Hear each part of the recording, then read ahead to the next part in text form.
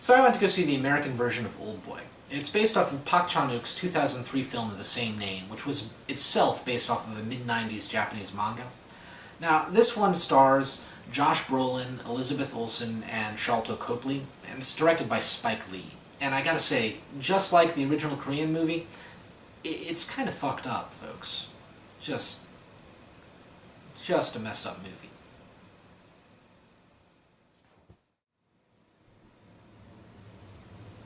Now, both of the film versions of Oldboy tell a pretty interesting story, to be honest. It's nothing terribly complex, but it's interesting. Effectively, this businessman, he has a wife and child. He gets kidnapped for no reason that he can think of, off the street. He's framed for the murder of his wife, and he's held in what looks like a motel room, seedy motel room, for 20 years. And then one day, he's just released with no real explanation why. He's given a lot of money, a suit, and a cell phone. And then a couple days in, he's taunted by someone who claims to be the person who is behind his capture and says, "Hey, if you can figure out who I am and why I did it, not only will I give you millions of dollars, I'll confess to the murder of your wife, everything will be fine, just find who I am, why, and you only have like a couple days in which to do it, or else I'm gonna kill your daughter." And that's it. That's what happens. So the main character, Josh Brolin's character in this case, has to go about figuring out who in his life did he screw over and upset so much that they would invest millions into seeing him suffer. So I have not read the manga, so I can't really say if Spike Lee and Park Chan-wook were just taking the same fantastic bits from the manga or not, but there's so many similarities between the two movies. I know Spike Lee said he was adapting more the manga than he was adapting Park Chan-wook's version of the movie, but good lord, man. I mean, does he eat the octopus, or does he just stare at it? Or, instead of one long fantastic fight scene in a hallway, seriously, look up that fight scene, one of the best fight scenes ever. Does he do that? Or is it one long fight scene, one long take that takes place on multiple levels instead of just across a hallway? The sort of bit after that fight scene, the same scene. Does he torture a man by yanking out his teeth with a hammer? Or does he torture a man by cutting chunks of flesh out of his neck? It's the same scene, just a different method.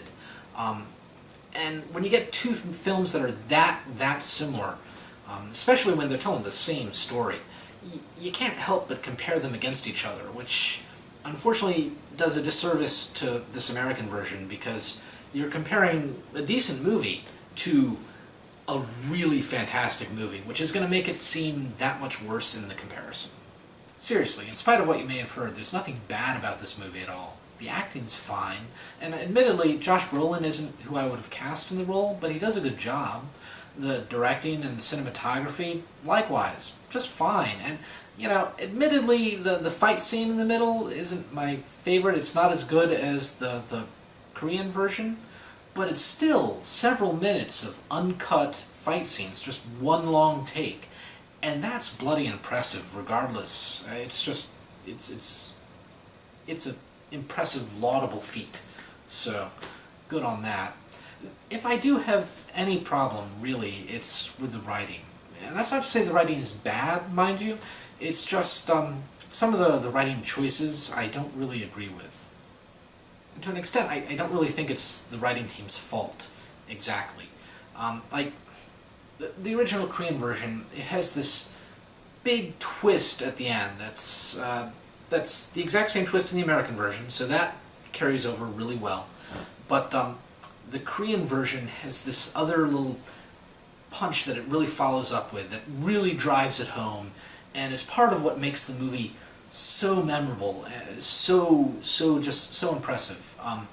And the American version doesn't. It has that initial twist, and you go, whoa, and then it begs off, and it goes, okay, we're going to go this other direction, and sort of mitigate the twist somewhat, and it lessens the story to an extent in my eyes.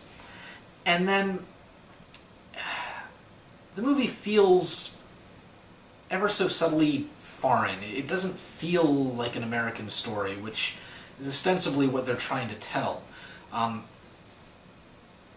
I don't know what the writing team could have done about that either. It's just, I mean, set it not in America maybe? I don't know, but part of that is probably because the movie deals with issues that we don't really talk about in America, in American society, actually, just in general. It's like kind of taboo sort of things, and we don't really deal with them. And so to have a whole movie where that's part of the backbone of the film, it doesn't feel right in an American setting to me, and that may just be me. But it is part of what makes the film feel a little bit off. In any case, the American version of Oldboy is not a bad movie at all. There's no reason not to see it. Admittedly, it's not fantastic, it's not a go out and see it immediately sort of film, but it's not bad. Go see it matinee, something like that. Although, I have to say, if it ever comes down to a choice between the Korean or American version of Oldboy, watch the Korean one every time. Even if you're not someone who likes subtitles, it's such the superior film that I handily recommend it over the American version any day of the week, hands down. But, this American version, not bad at all. So, until next time, folks, enjoy film.